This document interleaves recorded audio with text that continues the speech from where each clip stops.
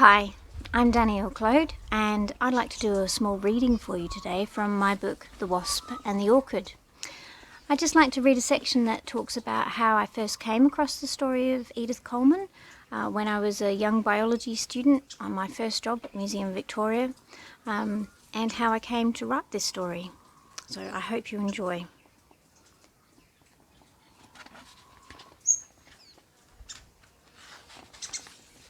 Here we go. I first heard of Edith Coleman in the basement of the Museum of Victoria.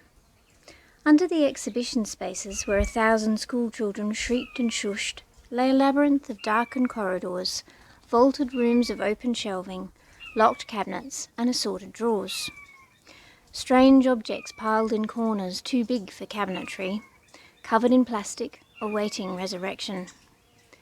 Every now and again a distant light shone from a doorway. At a cluster of desks beneath a high window between the swollen filing cabinets sat the curators, the research scientists and the collection managers, tasked with bringing order and knowledge to centuries of collected and sometimes chaotic specimens. My task, my first full-time job as a fresh young biology graduate, was to document the research of the natural history collections to help with exhibition development. I needed to talk to curators, unravel the stories, identify themes, and try to weave them into some kind of coherent narrative. The assignment was daunting, but thrilling. The corridors echoed with stories famous and unknown, every one of them winding back and forth through time and place around specimens and objects in and out of history. Edith Coleman of Walsham was one of those stories. I spent half a day talking to Ken Walker, the curator of invertebrates. Pollination dominated our conversation, the shapes of bird tongues, the leg hairs of native bees, bee diversity, sociality and conservation, the symbiotic relationships between pollinators and their hosts.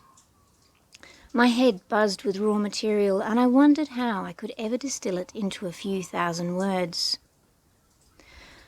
And then there's Edith Coleman, Ken mentioned in passing just as I was leaving. From the Field Naturalist Club of Victoria. She discovered pseudocopulation. Pseudocopulation. Who could resist a word like that? A pollination strategy whereby a plant mimics a sexually receptive insect, thereby tricking male insects into mating with it. Animal sex as a vehicle for plant reproduction. Common in orchids. It sounded like something from an H.G. Wells story. My work at the museum led to a book, but the pollination essay didn't make the final cut. Even so, I couldn't let Edith Coleman go. I don't know why. I don't know what it was about her writing, her research, or her life that appealed to me. But something kept drawing me back. I wrote a paper about Edith's research for the Victorian Naturalist, the journal she had published in.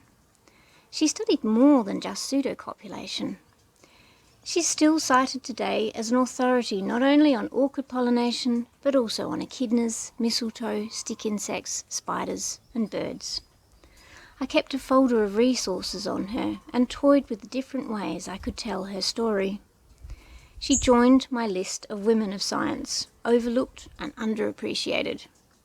I noticed her absence in discussions of Australian nature writing, and puzzled over why people seemed to think Australia lacked a history of nature writers, when I had read so many.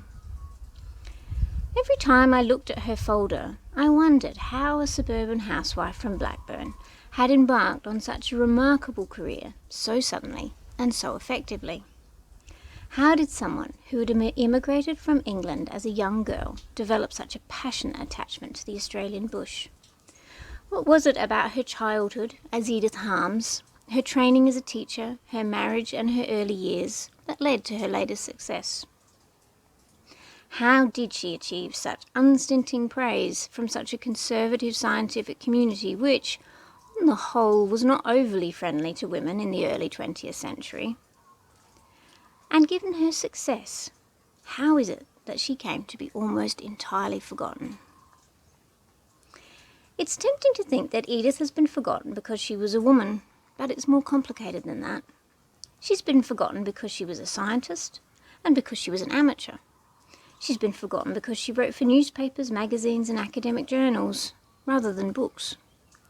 She's been forgotten because she was Australian, and because she wasn't Australian enough. And most of all, because she was a nature writer. It's over 20 years since I was first introduced to Edith Coleman's work in the basement of the museum. In that time, I've raised 2 daughters of my own to adulthood. I've drifted from zoology and psychology to literature and writing, dabbling in research, academia, editing and teaching. Maybe it's time to take my writing seriously. I'm 48 years old now, much the same age Edith was when she started her career in earnest. I want to know how she did it. I want to know what it is that has attracted me to Edith's story for so long.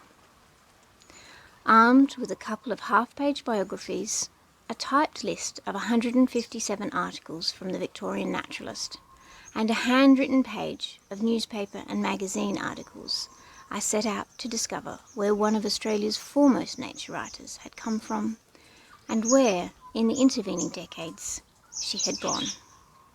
Thank you.